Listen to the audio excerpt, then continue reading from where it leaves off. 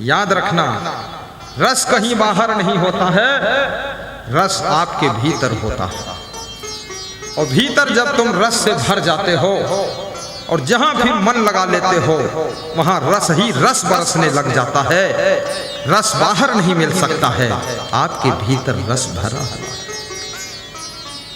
राम रसिक रस पिया हुए। जिनके पास धन नहीं था, खूब धन कमाने में रस आ रहा था। जब धन कमा लिया तो अब कहने लगे हैं कि धन में भी कुछ नहीं है, रस खत्म हो गया। लेकिन धन में जो पहले था वो अब भी है। धन में अगर सुख ढूंढते हो, ये तुम्हारा ज्ञान है। धन से सामान मिलता है, धन से सुविधा मिलती है, धन से वस्तुएं मिलती हैं, धन से मकान बनता है, धन से भोजन नाश्ता मिलता है, धन से कपड़े जूते चप्पल मिलते हैं। धन सुख देने के लिए नहीं है, धन सुविधा देने के लिए है। और तुम यदि धन में सुख ढूंढते हो तो एक दिन कहोगे कि धन में भी कुछ नहीं है। धन में है, जो है सो है। अब कोई व्यक्ति खिचड़ी में खीर का स्वाद ढूंढे तो खिचड़ी में खीर का टेस्ट नहीं है। खीर खीर है, खिचड़ी खिचड़ी है। धन की आवश्यकता है, धन का महत्व है, धन कमाना भी अनिवार्य है। फल विहीन वृक्ष को पंछी छोड़ देते हैं, जल विहीन कुइयों को प्यासा छोड़कर चल देता है, छाया विहीन वृक्ष को पथिक छोड़ देता है। और याद रखना, ज्ञान विहीन गुरु को शिष्य छोड़ देता है, सेवा विहीन शिष्य को गुरु त्याग कर देता है, और धन विहीन व्यक्ति को ये स्वार्थी संसार छोड़ देता है। स्वार्थी संसार छोड़ देता है। इसलिए धनवान भी बनो, शिक्षा पर ध्यान केंद्रित करो। शिक्षा धन को भी जन्म देती है। आज मेरे पास में हरचंदी से जवाहरदास भक्त आए थे, पति पत्नी प्रेम से 1.5 किलो घी लाए थे कि गुरुदेव आप 8-8 महीना आश्रम नहीं लौटते हो,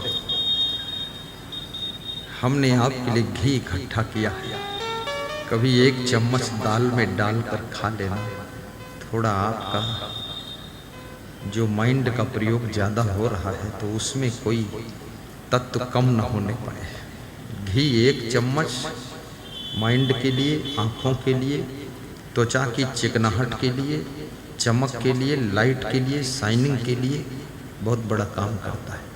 2 चम्मच घी फैट बढ़ाता है, और 3 चम्मच पेट बढ़ाता है, और 4 चम्मच वेट बढ़ाता है। और पूरा 200 ग्राम खाओ तो हम नहीं जानते क्या होगा।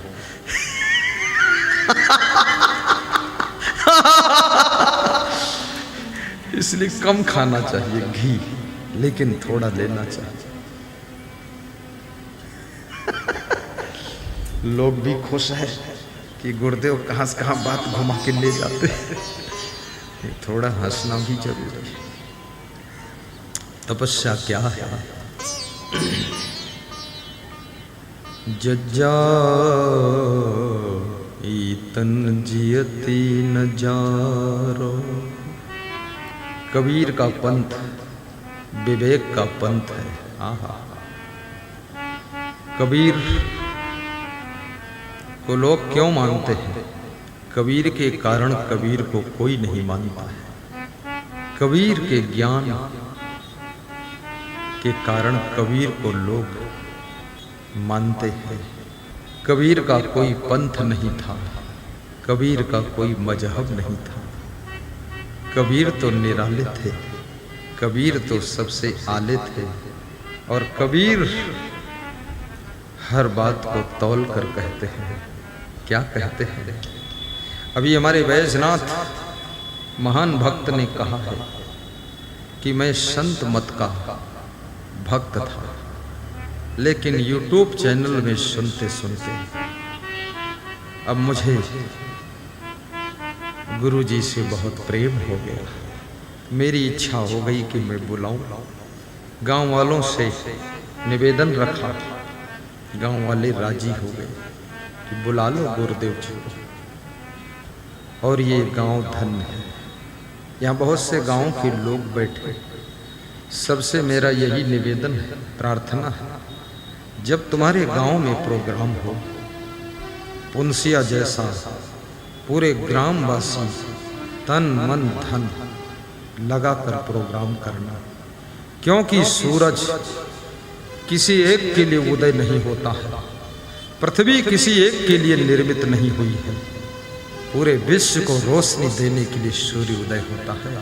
गुरु किसी एक के लिए नहीं आता है, गुरु का आगमन पूरे ग्रामवासियों के लिए, पूरे क्षेत्रवासियों के लिए, पूरे बिहार प्रदेश के लिए, पूरे विश्व के लिए, भारत देश के लिए होता है।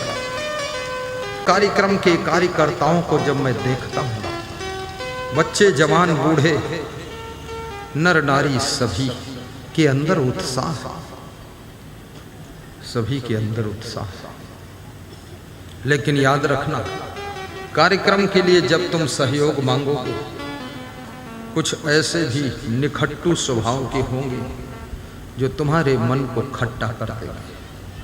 तुम चंदा मांगने जाओगे, वो कहेंगे क्या धंधा बना रखा है, तुम्हारी निंदा करेंगे। लेकिन ऐसे लोगों की बातों से प्रभावित मत हो। चंदा तुम बेटी की शादी के लिए नहीं मांग रहे हो, चंदा शराब पीने के लिए नहीं मांग रहे हो, चंदा तुम फैशन के लिए नहीं मांग रहे हो, चंदा अपना मकान बनाने के लिए नहीं मांग रहे हो, चंदा तुम लोगों की जिंदगी को चांद जैसा चमकाने के लिए मांग रहे हो। इसलिए दिल खोल कर मांगिए, इन मूर्खों की निंदा करने से बिल्कुल प्रभावित मत होइए। कई बार मैं चंदा मांगता हूं, क्योंकि मेरे पास तो कोई धंधा नहीं, तो मैं तो चंदा पर ही चलता हूं। लोग बोलते रहते हैं, कोई कोई मूर्ख बहुत भरा है, अरे असंग साहब दान बहुत मांगते हैं। दान मांगता हूं क्या बुरा, दारू थोड़े मांगता हूं, दान मांगता हूं। और दान किस लिए मांगता हूं? असंग साहब के कोई लड़का लड़की नहीं है, बनाया ही नहीं उन्होंने, न पत्नी न पतना, न भाई बहन से कोई रिश्ता, और न घर न घूरा, कोई लफड़ा नहीं, निहंगम अकेला जीवन। लेकिन मैं अगर चंदा मांगता हूं, दान मांगता हूं, लोगों से दान लेता हूं, तो मेरा परिवार, ये करोड़ों लोग मेरे परिवार में हैं, इनके व्यवस्था के लिए मांगता हूं। हमारे आश्रम पर परमानंद जी गए थे, अशोक गए थे। अशोक खड़े हो, इधर आओ, ऊपर आओ, वहीं खड़े हो जाओ, बता देंगे। ये दो मूर्ति गए थे, ये वहां जाकर के आश्रम देखा इन्होंने, दिल भर गया इनका, उधर दर्शन। आश्रम स्वर्ग जैसा आश्रम, ये ऐसा नहीं ऐरा गहरा नत्थो फेरा उबड़ खाबड़ लब्बड़ छब्बड़ है। क्या बात है, सुंदर। देखिए टीवी स्क्रीन में दिख रहा आश्रम, बैठिए, था कि नहीं, बहुत सुंदर आश्रम। ये देखिए, आपको दिखा रहा हूं। अब इस आश्रम में ये केवल 2500 स्क्वायर फीट में बना हुआ है, 22 कमरे हैं इसमें। 10 कमरों में संत सो जाते हैं, 10-12 कमरों में भक्त सो जाते हैं, आते रहते, सोते रहते, जाते रहते हैं। और अयोध्या में जो आश्रम बनेगा, याद रखना, इंद्रलोक जैसा बनेगा, और उसमें आप रहोगे। ये माता बहन रहेगी, पर याद रखना, रहने वालों को भी देवी और देवता बनना पड़ेगा। ये मेरा छत्तीसगढ़ का आश्रम आपको दिखाई दिया, अभी छत्तीसगढ़ का आ रहा। ये अभी 26 फरवरी को इसका उद्घाटन हुआ था। जो काम करो टाप का करो, मकान भी टाप का बनाओ, गाड़ी भी टाप की रखो, कपड़े भी टाप के पहनो। ये भूत प्रेत बनकर क्यों घूमते? सब काम कंप्लीट रखना चाहिए। इतना बुद्धि मिली है, इतना सुंदर शरीर मिला है, इतनी प्रखर वाणी मिली है, इसको प्रयोग कीजिए और गरीबी को दूर कीजिए और घर भी थोड़ा बड़ा बनाइए। ऐसे बनाइए जैसे श्री विपिन कुमार यादव ने बनाया, उनके भाई सरपंच ने बनाया। आज मैं उसमें ठहरा हूँ, 2 दिन से बहुत आराम मिल रही है। वाह वाह, मुझे अपने आश्रम की याद आ जाती है कि बिल्कुल ऐसा VIP कमरा है, लेकिन फिर 2 दिन बाद विदा होना है, फिर चिंता हो जाती है, जाना पड़ेगा। पर आपका घर सुंदर होगा, किचन सुंदर होगा, बेडरूम सुंदर होगा, आपकी महिलाओं के मन में शांति ज्यादा हो जाएगी। जिसके घर में किचन ठीक नहीं है, महिलाओं के मन में किचकिच पैदा होने लगता है। व्यवस्था का रिश्ता भी शांति से है। व्यवस्था अगर गड़बड़ है आपकी तो आपकी शांति भंग हो सकती है, और व्यवस्था आपकी टाप की है तो आपकी शांति पैदा हो सकती है। इसलिए व्यवस्था का महत्व है जीवन में। अपने घर की माताओं बहनों को भी सुंदर घर में रखो।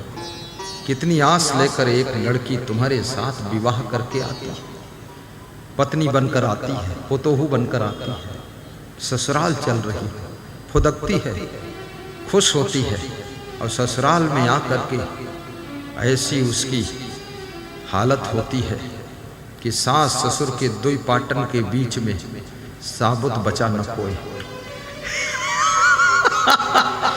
उसकी दुर्दशा मत करो, कोमलता से रखो।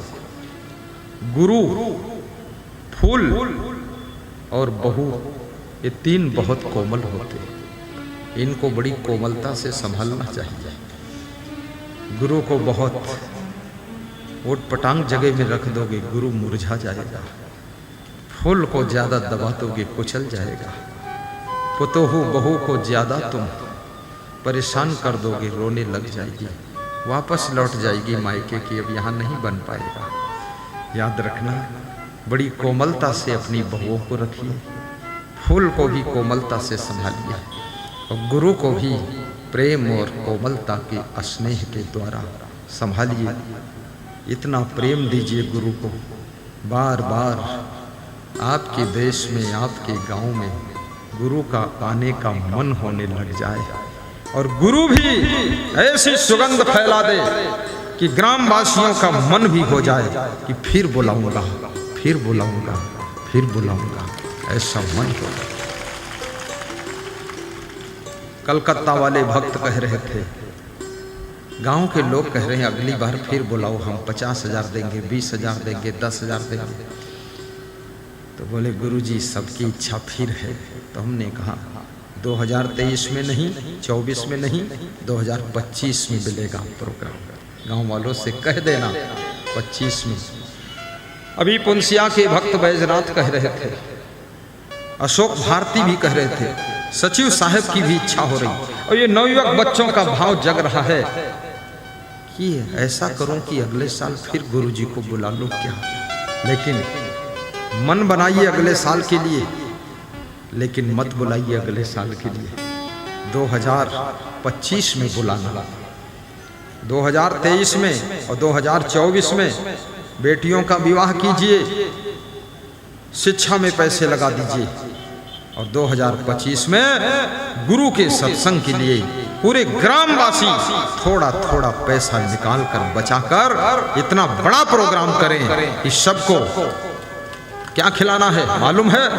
वो बूंदिया और चावल, दाल और सब्जी है, इतना काफी है। और क्या करना है? बूंदिया मीठी मीठी, अगली बार बूंदिया भी बनेगी, हम भी थोड़ी बूंदिया खाएंगे। मैं तो कहता हूँ मैं क्या खाता हूँ बताता नहीं, बता दूँ तो लोग कुछ हमारे लिए लाएंगे नहीं, और हमारे लिए नहीं लाएंगे, हमारे चेला भी भूखों मर जाएंगे। मैं बोलता नहीं।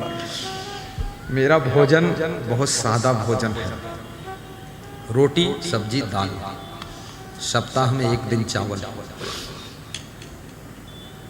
बाकी सब भक्त लाते हैं, दृष्टि भोग लगा लेता हूँ, कभी एक टुकड़ा थोड़ा सा ले लेता हूँ। क्योंकि मेरे सामने हर समय चुनौती खड़ी रहती है। प्रवचन करने की बहुत बड़ी चुनौती है, गला भी खराब न होने पाए और आइसक्रीम भी नहीं खा सकते, गला ठंडा कर देगा। अरे ये मेरी पोस्ट पर पहुंचना आसान नहीं, मेरी पोस्ट पर पहुंच जाएगा, अगर सावधान नहीं तो हॉस्पिटल में चला जाएगा, क्योंकि माल खाने के लिए बहुत आता है और माल उड़ाओगे तो फिर पेट बनाम इंडिया गेट लेकर घूमोगे। सावधान। और फल खाता हूं, सभी प्रकार के फल।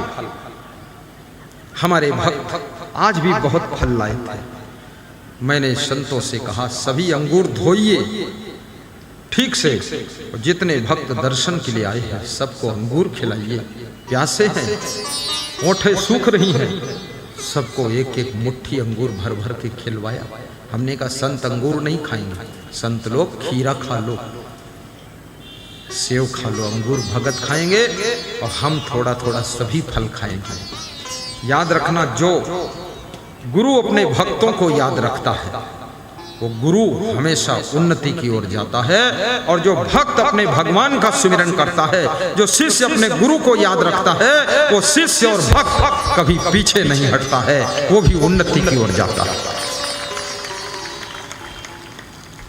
ये देखिए एक हमारा भक्त आया है, सेव फल संतरा फल लाए, मेरे लिए कपड़ा भी लाए।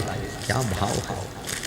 भक्तों की इच्छा है कि बहुत चिरकुट मत पहनना, थोड़ा ठीक ठाक कपड़ा भी पहनना। हम बहुत चेला हैं आपके, सब दे देंगे आपको, अच्छा कपड़ा है।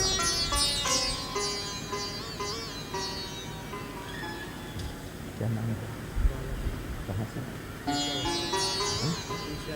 राजा कुमार पुंसिया बस्ती से गुरुदेव के लिए वस्त्र और फल लाए। धन्यवाद है।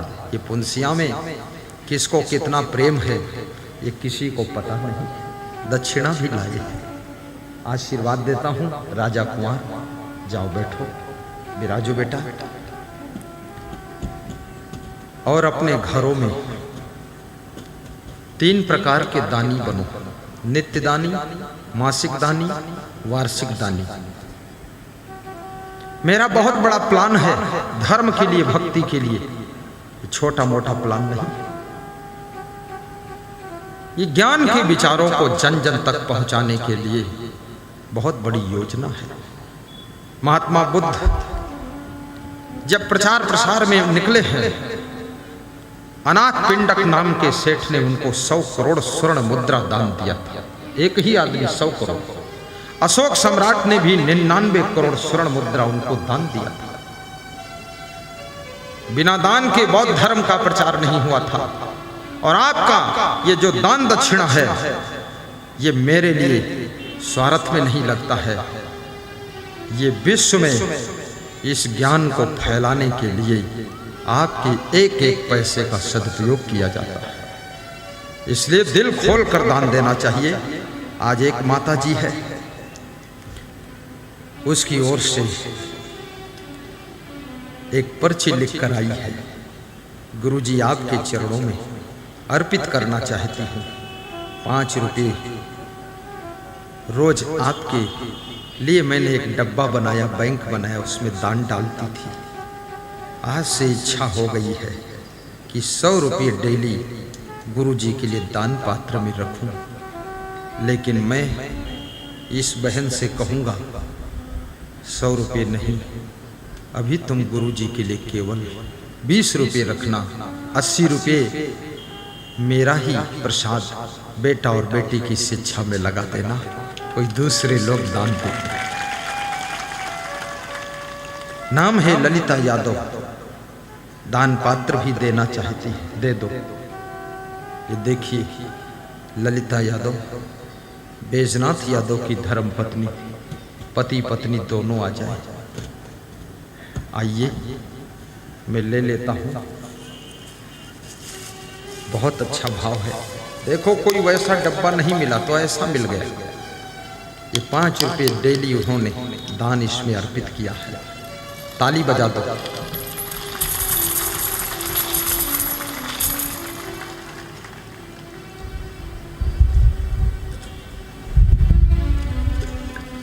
अब इसमें मैं 20 रुपया डाल देता हूँ कि आज से 20 डालना शुरू करना। वो 100 डालना चाहती थी लेकिन नहीं।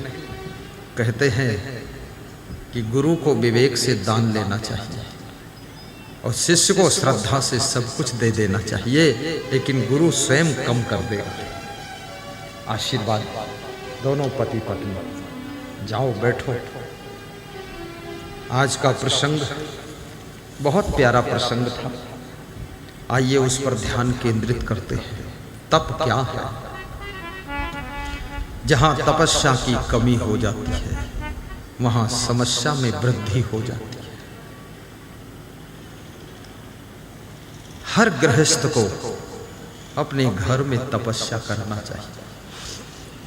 कभी मेहमान आ जाए, बिस्तर ना मिले, केवल चादर बिछाकर सो जाना, नाराज ना होना, इसी का नाम तप है। कभी पति के पास में पैसे कम हो, पुराने वाले कपड़े ही पहनकर मुस्कुरा कर रहना, इसका नाम तप है। कभी आपका पति 4 बजे ट्रेन पकड़ना चाहता है भागलपुर से, 3 बजे उठकर नींद को तोड़कर आराम को छोड़कर पराठा और आलू की सब्जी बनाकर टिफिन में रखकर मुस्कुराकर हाथ में पकड़ा देना, इसका नाम तप है। कर्तव्य को पालन करने के लिए जिस सुख सुविधा का त्याग करना पड़े उसे तप कहते हैं। कर्तव्य से कभी विमुख मत हो। कभी रात जागना पड़ जाए, हंसते हंसते जागना। कभी नाश्ता न मिले तो नाराज न होना, थोड़ा पानी पीकर भी 2 घंटे गुजार लेना, जुट करके जल्दी भोजन बना लेना। संतोष को तप कहा गया है, शांति को तप कहा गया है। चाणक्य ने कहा है, शांतुल्यम तपो नास्ति, शांति से बड़ा कोई तप नहीं। जिस तरह से परिवार में शांति रहे, जिस तरह से घर में शांति बनी रहे, कितना ही सहना पड़े, कितना गम खाना पड़े, कितना काम करना पड़े, कितनी मेहनत करनी पड़े, कितना संतोष करना पड़े, लेकिन शांति टूटने न पाए, शांति खंडित न होने पाए, उस प्रक्रिया का नाम तप है।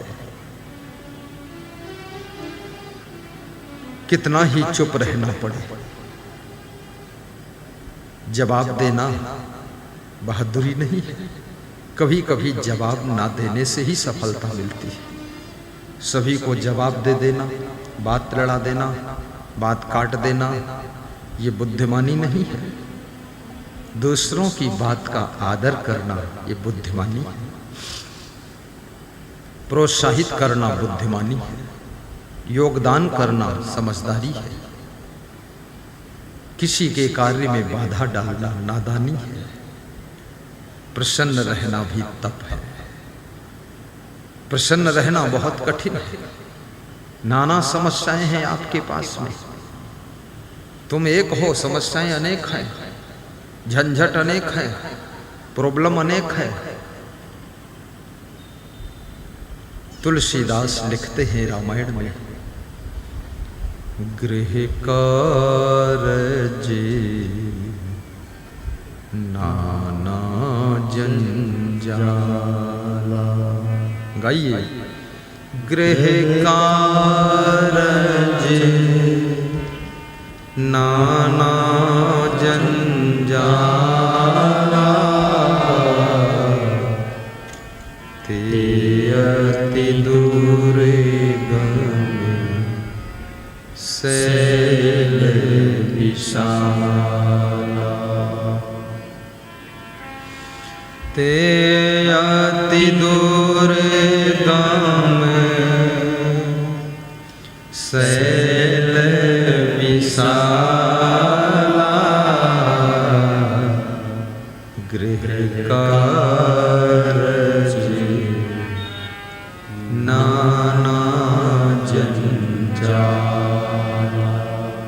गृहस्थ सृष्टि का रचनाकार है। गृहस्थ सृष्टि को सृजन करता है। संत, कलेक्टर, मिनिस्टर, उद्योगपति सभी किसी गृहस्थ के घर में ही जन्म लेते हैं। और गृहस्थ उनको कैसे पालता है? एक फूल का पौधा लगाइए, उसको पालन पोषण करने में कितनी मेहनत, मशक्कत और कितना परिश्रम करना पड़ता है। फिर एक बच्चे को पालने में आरा से संजय ठाकुर पति पत्नी बच्चों के साथ आए। उनकी वाइफ कह रही थी ऐसा आशीर्वाद दो, 4 बच्चे हैं, शैतानी भी करते हैं, हैरान भी करते हैं, परेशान भी करते हैं, इनको संभालने की शक्ति देना मेरे दाता। एक माँ बाप 4 बच्चों को, 6 बच्चों को, 8 बच्चों को, 10 बच्चों को, अगर मुस्लिम है तो 20 बच्चों को, मुस्लिम सबसे आगे, उसकी मैं पीठ थपथपाता हूँ। वाह वाह, इतने बच्चों को जन्म देना, पालना पोसना, बड़ा करना एक बहुत बड़ा तप है। मुस्लिम भाई इस बात में बहुत हिम्मत रखता है और वो मानता है कि अल्लाह दे रहा है तो ब्रेक क्यों लगाऊं।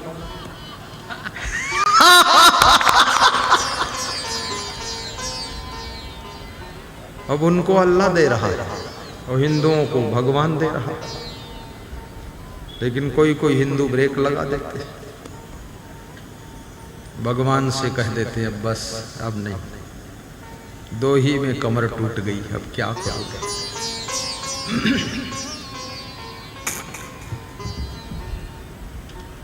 धृतराष्ट्र के 100 पुत्र थे।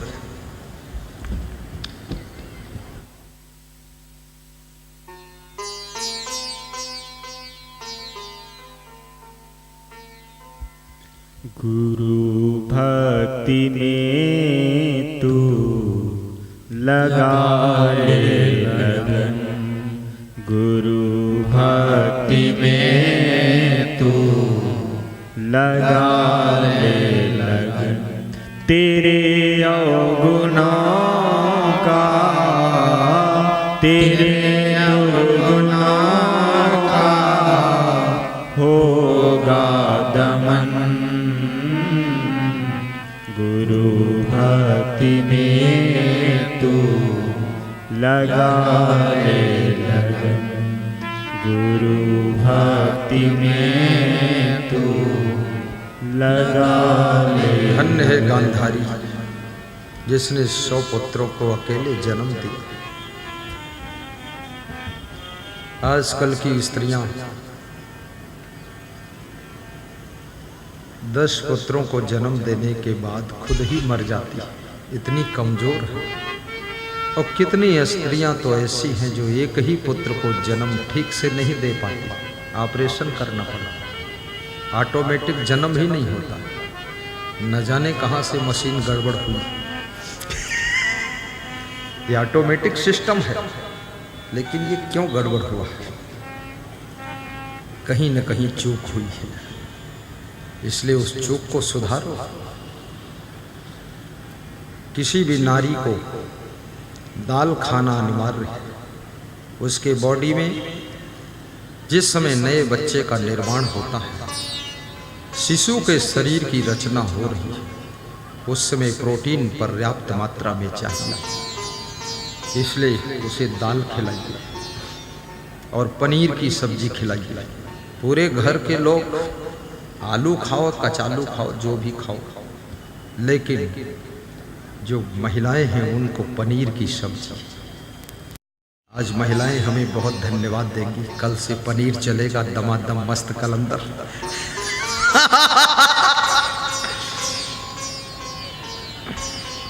इनको प्रोटीन चाहिए।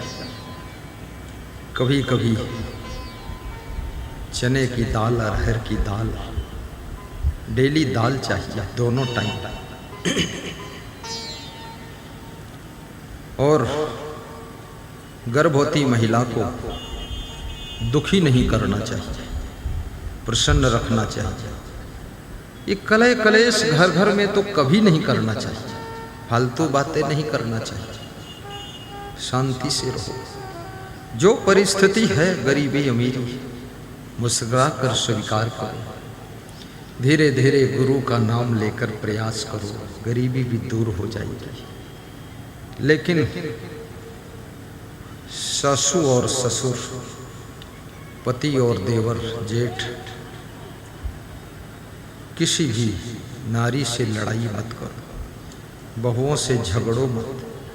जितना आपकी बहू खुश रहेगी उतना सुंदर, बुद्धिमान, तेजस्वी संतान का जन्म होगा। तुम चाहते हो हमारे नाती पोता बहुत अच्छे हो, मजबूत हो, इसके लिए थोड़ा तुमको भी कम खाना पड़ेगा। और कौन सी नारी, कौन सी दिव्य आत्मा को जन्म देने जा रही है उसको भी पता नहीं, किसी को पता नहीं कि किसके द्वारा अर्जुन पैदा होंगे, किसके द्वारा असंग देव का जन्म होगा, किसके द्वारा क्षमादेव आएंगे, किसके द्वारा राम आएंगे। एक साधारण महिला के द्वारा, जिसको हम साधारण देखते हैं, उसके द्वारा कभी कभी महान आत्मा आकर जन्म लेती है। इसलिए किसी नारी को साधारण मत समझना। मुकेश अंबानी की पत्नी नीता अंबानी प्राइमरी स्कूल में शिक्षिका थी, शिक्षिका का कार्य करती थी। एक बार उसको किसी कार्यक्रम में मुकेश अंबानी के पिता और माता ने देखा। धीरू भाई अंबानी ने, कोकिला अंबानी ने मुकेश से पूछा कि क्या इसके साथ तो शादी करेगा, ये बहू अच्छी दिख रही है। मुकेश अंबानी ने कहा हाँ कर लेंगे। बस उसको ले आए, बहू बना लिया। ये शिक्षिका बेटी किसके द्वारा गरीब महिला से पैदा हुई, गांव में शिक्षिका थी, कुंवारी थी उस समय, आज मुकेश अंबानी की पत्नी बनी और 2 लाख की कप में चाय पीती है। 2 लाख की एक चाय उसकी होती है। 2.5 लाख रुपए महीने रसोई बनाने वाले का वेतन है। 100 करोड़ की कार में चलती है, 500 करोड़ के हवाई जहाज में स्पेशल चलती है। कहाँ से कहाँ किस्मत पहुंच गई। याद रखना, कौन दिव्य आत्मा आपके द्वारा जन्म ले ले। हो सकता है आपका भी उद्धार करने के लिए आत्मा आई है। और सभी आत्माएं माँ के माध्यम से जन्म लेती है, पिता का सहयोग लेती है।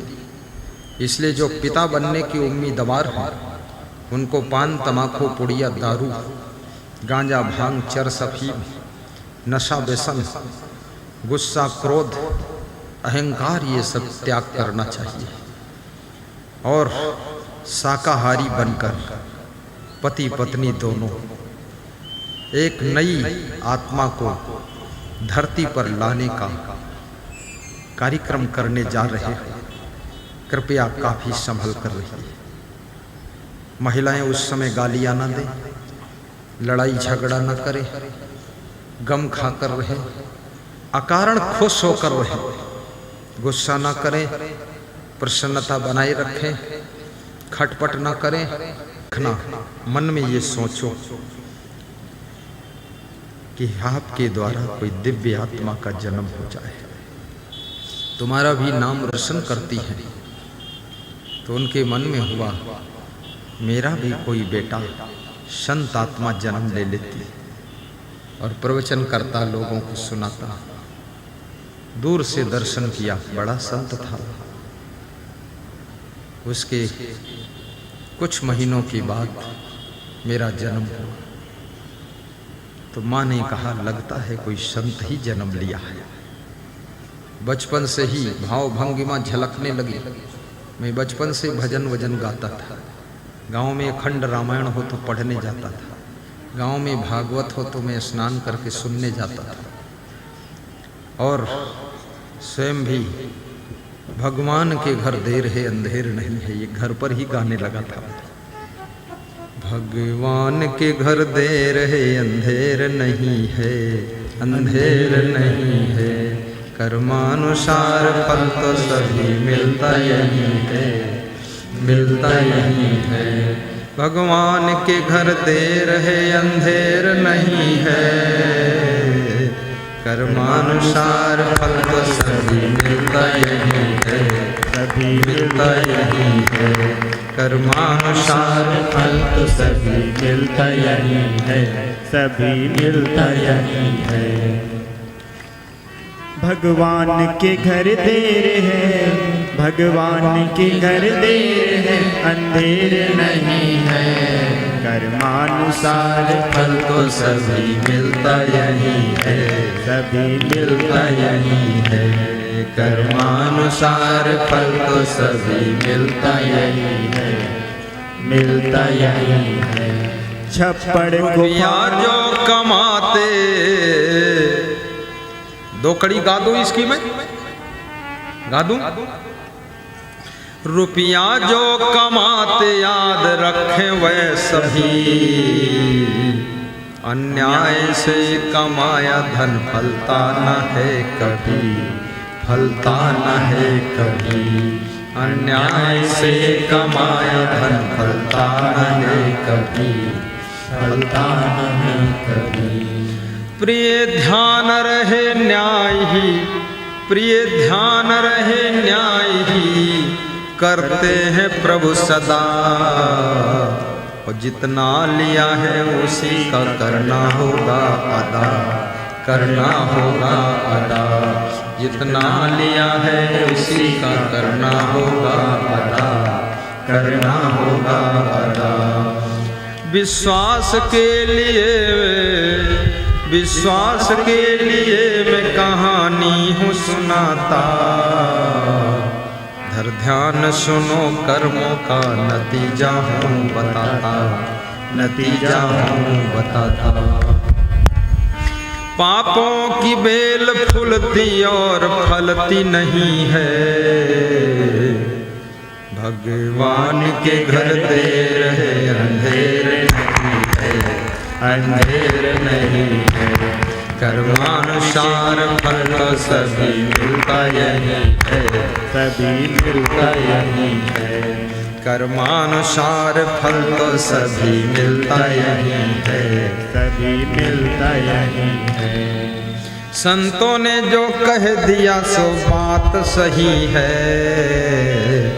संतों ने जो कह दिया सो बात सही है, कर्मानुसार फल तो सभी मिलता यही है, मिलता यही है, कर्मानुसार फल तो सभी मिलता यही है, मिलता यही है।